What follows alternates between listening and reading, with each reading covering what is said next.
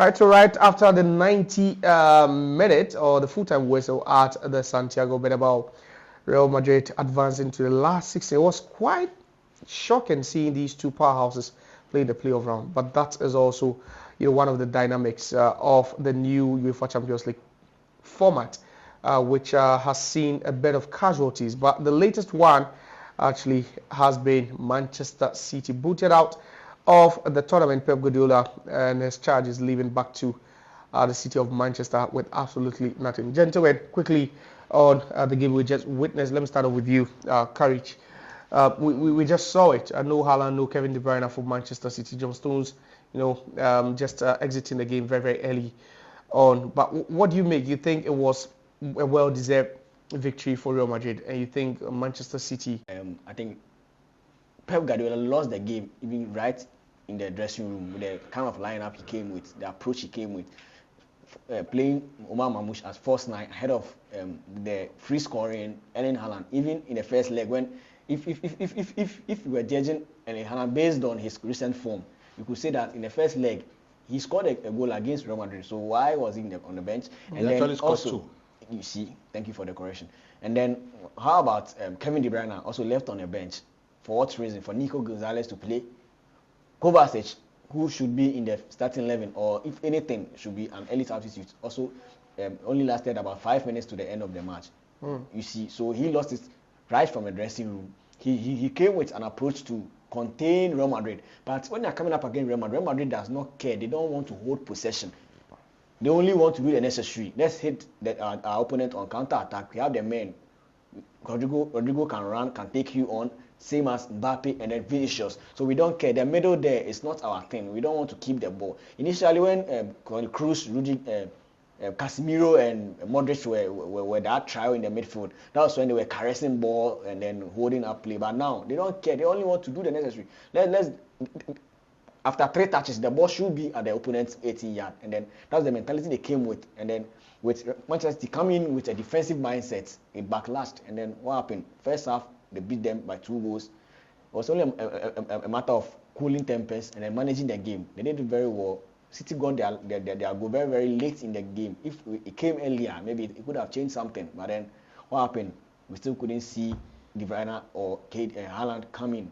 So it was a very, very well-deserved victory for Real Madrid. You concur?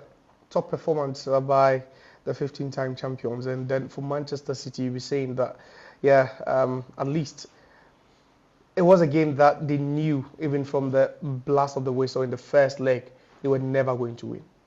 Of course, I concur with what the Courage has said. But you see, in lieu of Mamouche, it should have been Erling Haaland. You understand? I mean, no matter how poor Haaland is, you start Haaland. So you see, this is just indicative of the fact that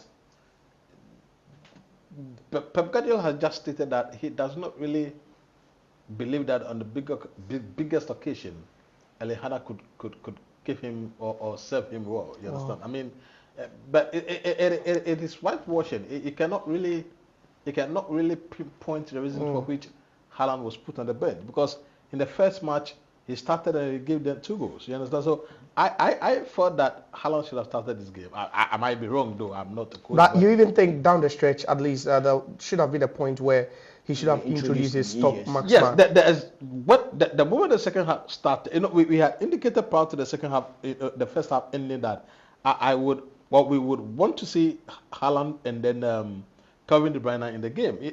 When Kevin De Bruyne is in the game and Haaland is in the game, they tend to create so much space. And with this Madrid setup, you can easily create spaces.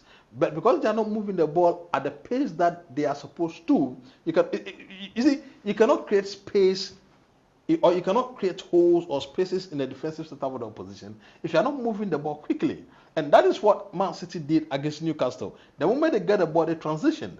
But against Madrid, I don't know whether they were scared or not, because they could not. You could see that the confidence was low. Very, very low. Yes. The confidence was low. But they had accepted their fate that they were going to be knocked out. But after that, they could have put in a massive fight, because we have seen teams come down from much worse situations. Yes. But for them to have given up, even the first half shows that what they did not come to the party, and I would I would blame Pep Guardiola, to a certain extent, and to a certain extent I'll blame the players too because they did not come to the party.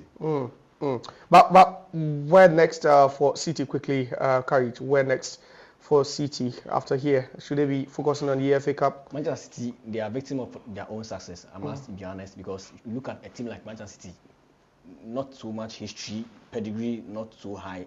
But then in recent years, what they've been able to achieve, that's what people are judging them according to. Because if you look at how they are doing in the league, placing 4th or 5th in the league shouldn't be something you should be worried about, because there's still a possibility of entry into the top 4, which sure. it's never in doubt with a team like Manchester City. If you get knocked out of the Champions League, even if it's group stage by Real Madrid, shouldn't be an issue, should it? But then the reason we are seated here comparing both teams and then analyzing this critically is just because of the pedigree Manchester City are gradually raising themselves up to. So they are just victims of their own success. They'll go back, and I'm sure next year they'll put up a better performance, if provided they don't meet Real Madrid at any stage. All right, so but for Real Madrid, some said it was the final before the final. The most successful club in the history of the competition. You expect them to put up a fight, which they did. You think they're going all out, and you would say that based on this performance, you would say they are top 2, top 3 favorites to win it again. Josiah, it is quite difficult for people to say that this team is going to win or that team is going to win. It depends on different factors. We have seen Real Madrid being one of the poorest teams in the Champions League go on to win the Champions League back to back. I mean, 3 consecutive times when they were not the best. When Barcelona actually and Bayern were actually the best teams in the Champions League. But Madrid do tend to find a way to win. You understand? But this season, if you're talking about the teams that are in form, if you're talking about the teams that have the capability, have the momentum to go all out with the Champions League, we're talking about Liverpool, we're talking about Barcelona, we are talking about PSG. You understand? Then we can add Madrid in the mix. But you see, I don't want to add Madrid in the mix, because if Madrid were that great, they wouldn't be in the playoffs. You understand? I mean, you even have Arsenal.